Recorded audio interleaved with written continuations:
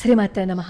ఉగాది పండుగని ఎలా చేసుకోవాలి, అసలు ఆ రోజు చేయవలసిందేంటి, చేయకూడదేంటి, గ్రహదోషాలు ఎలా పోగొట్టుకోవాలి, కుజదోషం ఎలా పోతుంది, పంచాంగం ఎందుకు చదవాలి, మహాస్వామి వారు ఏం చెప్పారు, ఇవన్నీ ఈరోజు ఈ వీడియోలో తెలుసుకుందాం. చైత్ర శుద్ధ పాడ్యమి రోజున సంవత్సరాది వస్తుంది. ఆ రోజు పొద్దున్నే లేచి అభ్యంగన స్నానం చేయాలి.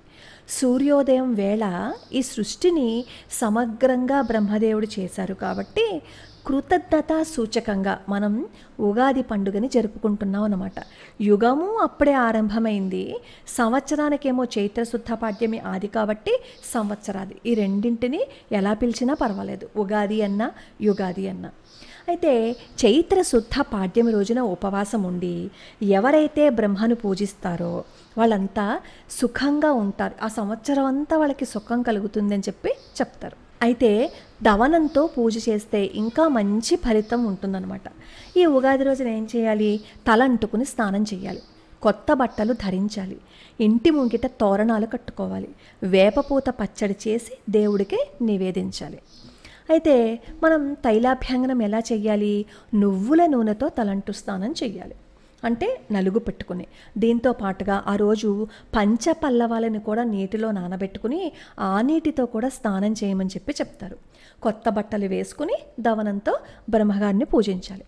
ఆ తర్వాత ఏం చేయాలి, నింబ కుసుమ భక్షణం అనమాట, అంటే వేపపూత పచ్చడి స్వీకరించాలి. ఈ వేపపూత పచ్చడిని ఎలా తయారు చేయాలి, వేపపూత, బెల్లము, నెయ్యి, పులుపు, మామిడికాయ కూడా వేస్తాం కదా అందులో. చాలామంది ఏం చేస్తారు అంటే ఉప్పు వేస్తారు, మసాలా దినుసులు వేస్తారు.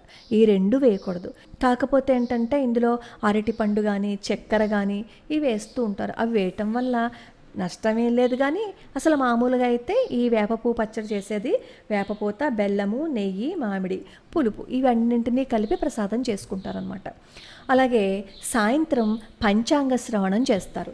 మామూలుగా ముందే పంచాంగం వచ్చేస్తే చాలామంది ఏం చేస్తారు అంటే ఆదాయ వ్యయాలు చూసేసుకుంటూ ఉంటారు. అలా చూసుకోకుండా పంచాంగ శ్రవణం జరిగేటప్పుడు కనుక వింటే మనకి ఏదైనా దోషాలు ఉన్నా దానికి పరిష్కారాలు అవన్నీ కూడా వాళ్ళ నోటిలో నుంచే వస్తాయి కాబట్టి మంచి సత్ఫలితాన్ని ఇస్తుందన్నమాట. వాళ్ళ ద్వారా పంచాంగ శ్రవణం చేస్తే గనక. మహాస్వామి వారు కూడా చెప్తూ ఉంటారు, మనం నిత్య దైనందిక కృత్యాల్లో మహాసంకల్పం చెప్పుకుంటూ ఉంటాము, కానీ ఈ తరం వాళ్ళకి దానివల్ల ప్రయోజనం తెలియట్లేదు. నిత్య సంకల్పం చెప్పుకునే వాళ్ళు తక్కువ మంది అయిపోయారు.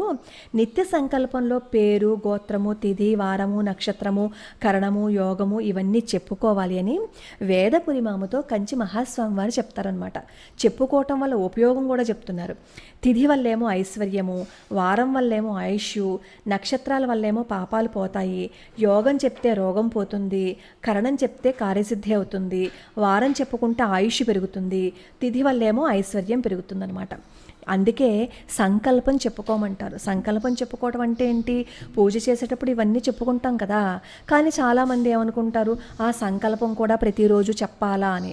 మనకి ఇన్ని ఉపయోగాలు ఉన్నప్పుడు సంకల్పం చెప్పుకోవాలా అని అడిగితే ఎవరు ఏం చేయలేరు కదా. కాబట్టి ప్రతిరోజు పూజ చేసేటప్పుడు సంకల్పం చెప్పుకుంటే ఇన్ని మంచి ఫలితాలు ఉంటున్నాయి కాబట్టి సంకల్పం కూడా చెప్పటానికి ప్రయత్నం చేయండి. అలాగే చలివేంద్రాలు కూడా పెట్టాలి ఈ వేసవకాలంలో ఉగాది రోజున.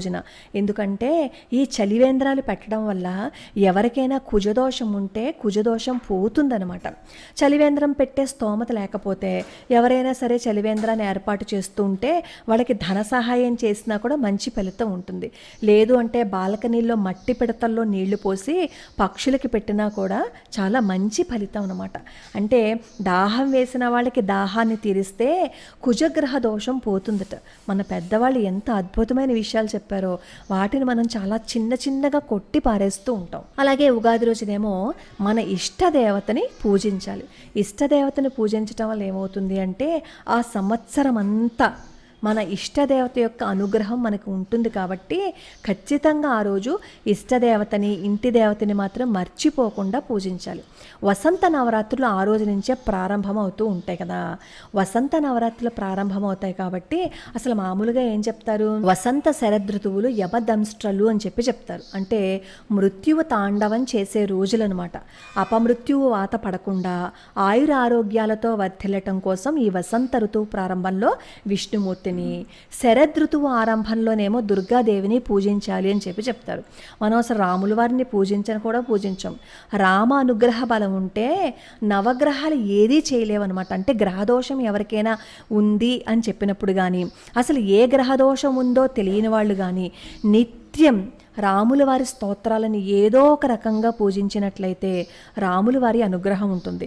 స్తోత్రాలు రాకపోతే శ్రీరామ శ్రీరామ అని నిత్య నామస్మరణ చేయటం వల్ల కూడా మనకి మన చుట్టూ ఒక రక్షణ కవచం ఏర్పడుతుంది అనటంలో సందేహమే లేదు. కాబట్టి ఈ అమ్మవారి నవరాత్రులతో పాటుగా శ్రీరాముల వారిని కూడా ప్రతిరోజు పూజించండి. ఎందుకంటే చైత్ర మాసానికి అధిపతి ఎవరు అంటే రాముల వారు, సీతాదేవి.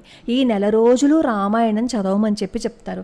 రామాయణం చదవలేకపోయినా ఈ నెల రోజులు కనీసం రామకోటి రాసే ప్రయత్నమైనా సరే చేద్దాం. ఎన్ని చేసినా మంచి మనసుతో ఉండాలి.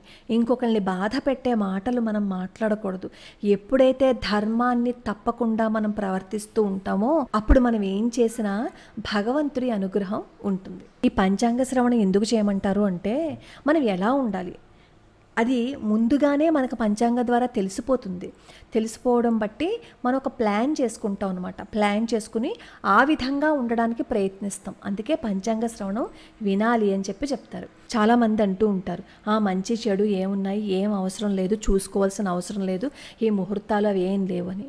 ప్రతిదానికి చూడక్కర్లేదు, కానీ మన జీవితంలో మార్పులు తెచ్చే ప్రతి విషయానికి మంచి చెడు చూసుకునే మనం ముందుకి అడుగు వేయటం మంచిది.